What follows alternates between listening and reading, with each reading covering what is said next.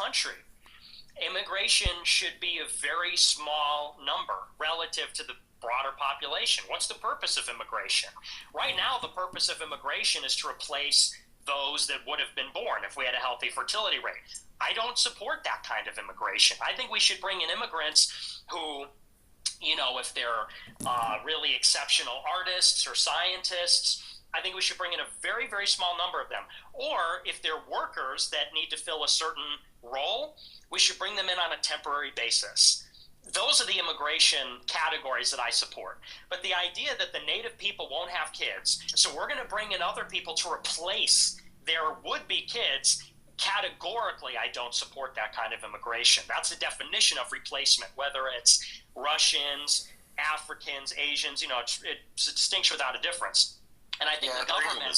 But the problem is it's evolutionary. It's a Darwinism. It's like social Darwinism, effectively. That is the problem. If you already have come to a certain point where now inevitably you reach failure, there needs to be a foreign ingredient that fixes this to a certain extent. Because look, things are not fixing themselves. I mean, look at Japan, for instance. They're extremely isolated. They have an extremely isolationist culture. They have had this type of culture for thousands of years. And where has it led them?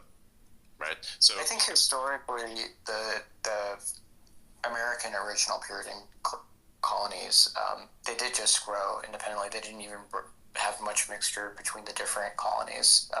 So it is absolutely possible. It's true for most nation states too. While there is some mixing, it's fine for a race to grow internally. I actually don't disagree with Nick in a kind of strong shutdown of immigration and a focus on fertility policy inside the nation with only high-skilled immigration. Honestly, what I wonder, though, is, Nick, you're obviously a white nationalist and very concerned about saving the white race, but isn't that a bit like the white race itself? Don't you define, a little bit more fine-grained than that? There's not... even the American was always understood as a certain almost new race as a product of not just the Anglo-Saxon, but the other admixture from the Nordics, and then a second wave of Mediterranean. That's why I ask about Russia. There hasn't been a large movement of Slavic blood into America, but when you define just a general, white Christian, you open that up, and that would change the constitution of American, blood character.